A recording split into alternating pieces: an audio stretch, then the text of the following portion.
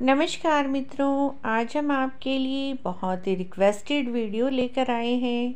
हमारे पास बहुत से प्रश्न आए मंदिर से संबंधित। तो मंदिर, घर का मंदिर कैसा होना चाहिए, मंदिर से संबंधित सारी जानकारी आज हम कोशिश करेंगे आपके सभी सवालों के जवाब देने के।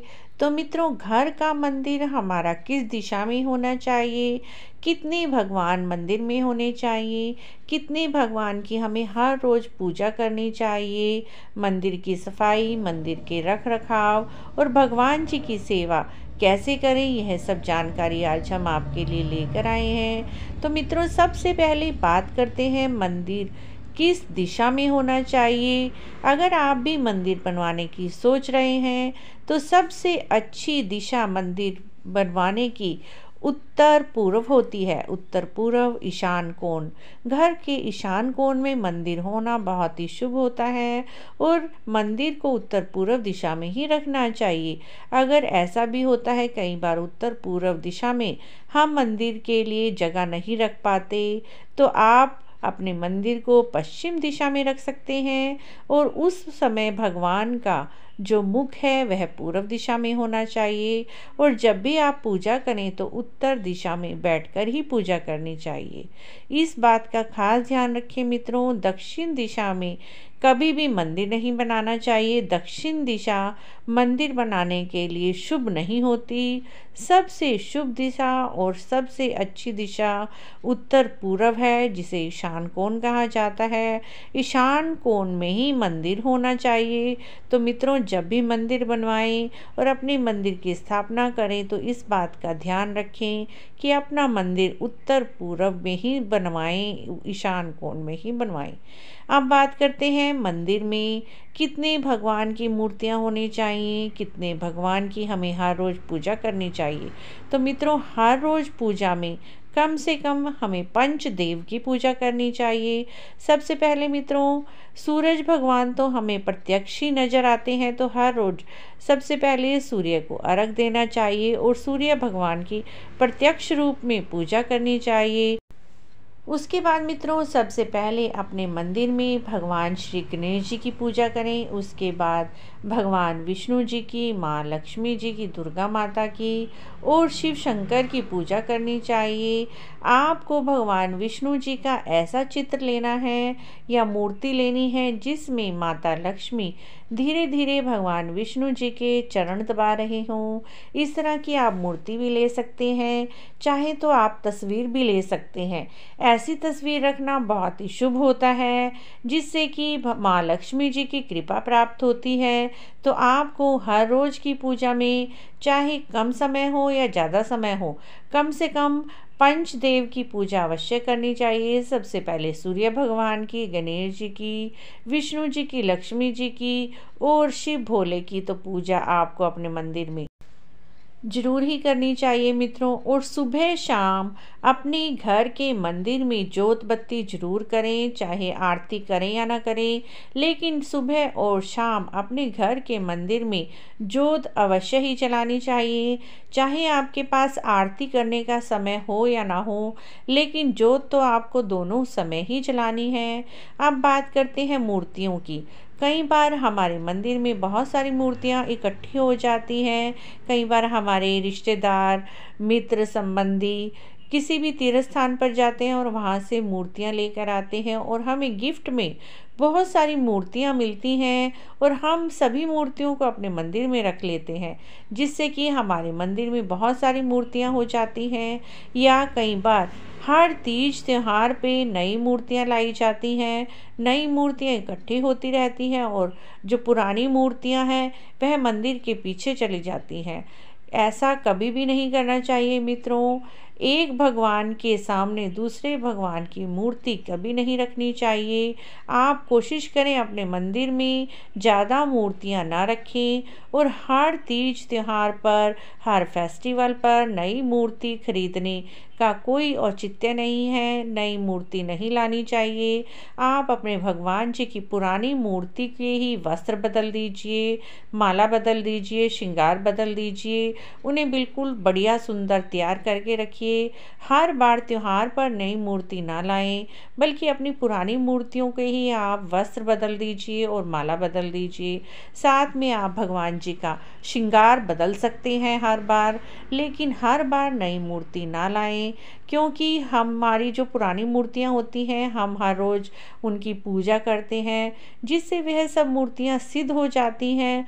और सिद्ध मूर्तियां घर में रखना बहुत ही शुभ होता है, जिससे स्वयं ही भगवान जी के प्राण प्रतिष्ठा हो जाती है। और सिद्ध की हुई मूर्तियों की पूजा करना ज़्यादा शुभ फल देती हैं, जिससे ना तो आपको यह प्रॉब्लम होगी कि ज़्यादा मूर्तियां मंदिर में इकट्ठी हो गई हैं, ना ही आपको बार बार नई मूर्ति लानी पड़ेगी। अगर आपके मंदिर में आप इस समय भी काफ़ी सारी मूर्तियां हैं, तो आप इन मूर्तियों को, जो कि थोड़ी पुरानी हो चुकी हैं, कलर फेड हो चुका है, ऐसी तस्वीरों और मूर्तियों को किसी भी देव वृक्ष के नीचे रखकर आ सकते हैं। चाहे तो आप इन पुरानी मूर्तियों को जल प्रवाहित कर सकते हैं और अपने मंदिर को दोबारा व्यवस्थित कर सकते हैं, क्योंकि मित्रों ऐसा करने से कोई दोष नहीं लगता। बल्कि अगर आप इतनी सारी मूर्तियों की हर रोज़ पूजा करेंगे, इससे आपको पूजा का कोई शुभ फल नहीं मिलेगा, बल्कि नुकसान ही होगा। तो इसीलिए ज़्यादा मूर्तियों की अपने मंदिर में स्थापना ना करें। कम से कम मूर्तियां रखें जिनकी कि हम अच्छे से सेवा कर सकें, क्योंकि गृहस्थ जीवन में हमारे पास इतना समय नहीं होता कि हम भगवान जी को इतना समय दे पाएँ, इतनी सेवा कर सकें। अगर हमने इतनी मूर्तियां रखी हैं और उनका हम अच्छे से ध्यान ना रख पाएँ, सेवा ना कर पाएँ, तो इसका भी कोई लाभ नहीं है। और तो मित्रों, अपने मंदिर में कम से कम इतनी मूर्तियां रखें जिनका हम अच्छे से ध्यान रख पाएँ, सेवा कर पाएँ।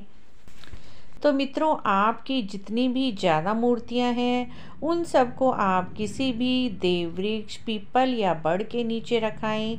आप देखेंगे पहले से ही वहाँ पर कई मूर्तियां होती हैं। इसमें कोई भी दोष नहीं लगता, ना ही कोई हमारा बुरा होता है, बल्कि हमारे मन में और भी शांति मिलती है कि हम कम से कम इतने भगवान जी की पूजा कर रहे हैं जिनकी हम अच्छे से देखभाल और सेवा कर पाएँ। अब प्रश्न आता है कि हमें कितने बड़े भगवान जी घर में रखने चाहिए, कितने बड़े शिवलिंग घर में रखने चाहिए। तो मित्रों, शास्त्रों में विधान बताया गया है कि शिवलिंग की ऊंचाई 3 इंच से ज़्यादा नहीं होनी चाहिए जो हम घर में रखते हैं, क्योंकि घर में ज़्यादा बड़ी मूर्तियां और शिवलिंग रखना भी उचित नहीं है। या तो 3 इंच का हो या हमारे हाथ के अंगूठे के बराबर की साइज़ की ही मूर्तियां हमें घर में रखनी चाहिए, क्योंकि गृहस्थी में हम ज़्यादा बड़े भगवान जी की सेवा नहीं कर पाएंगे। उतने ही बड़े भगवान जी हम रखें जिनकी हम अच्छे से सेवा कर पाएँ, जिनकी हम अच्छे से पूजा कर पाएँ। तो मूर्तियों का शास्त्रों में विधान बताया गया है।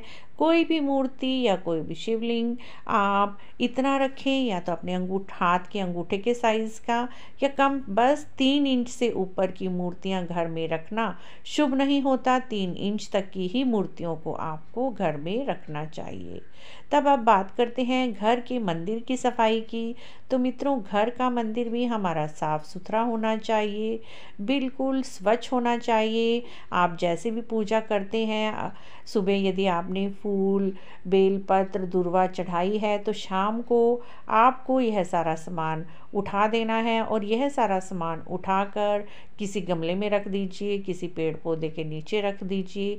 ऐसे स्थान पे रखिए जहाँ पर किसी का पैर ना आए, क्योंकि पैरों में भगवान जी के ऊपर चढ़े हुए फूल, दुर्वा और बेलपत्र नहीं रखने चाहिए। इससे पाप लगता है, दोष लगता है। इन सब चीज़ों का हमें दोष ना लगे, तो भगवान जी के ऊपर चढ़े हुए, यदि आपने सुबह भगवान को फूल चढ़ाए हैं, जो भी सामान चढ़ाया है वह शाम की पूजा करते समय ज़रूर हटा दें, और यह सब सारा सामान एक पेड़ में रख दीजिए, या आपके घर में गमले हैं उसमें रख दीजिए।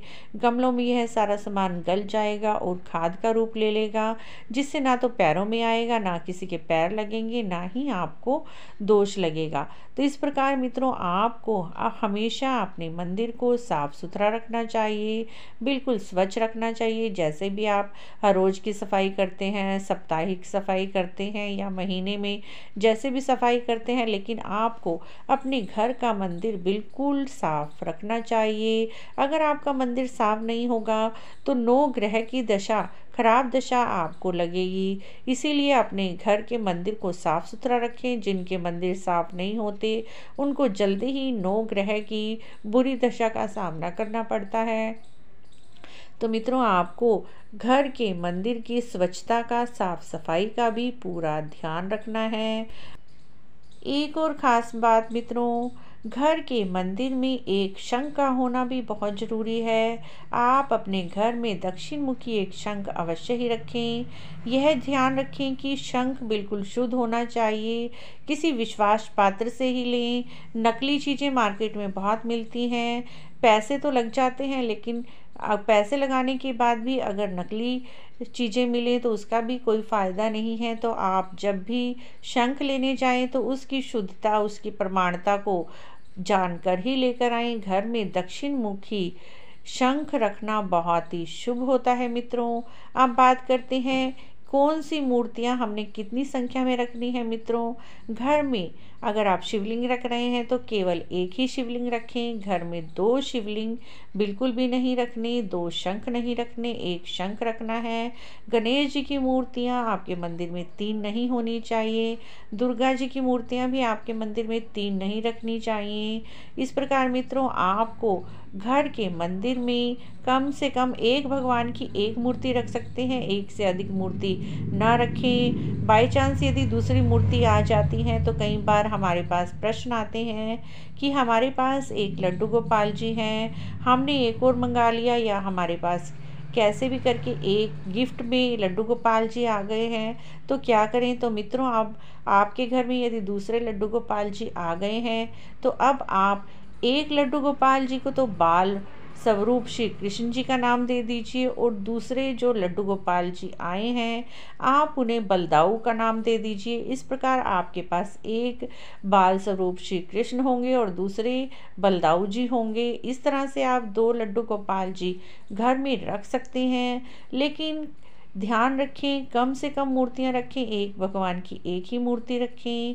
शिव परिवार मंदिर में रखना बहुत शुभ होता है, जहाँ पर भगवान शिव, माता पार्वती, गणेश जी, कार्तिकेय जी, नंदी, इस तरह से आप शिव परिवार की पूरी फोटो या मूर्ति रख सकते हैं। राम दरबार रखना भी मंदिर में बहुत शुभ होता है, जिसमें राम जी अपने दरबार में प्रसन्न मुद्रा में बैठे हैं और बहुत सुंदर बढ़िया उनका दरबार सजा हुआ है। साथ में हनुमान जी हैं।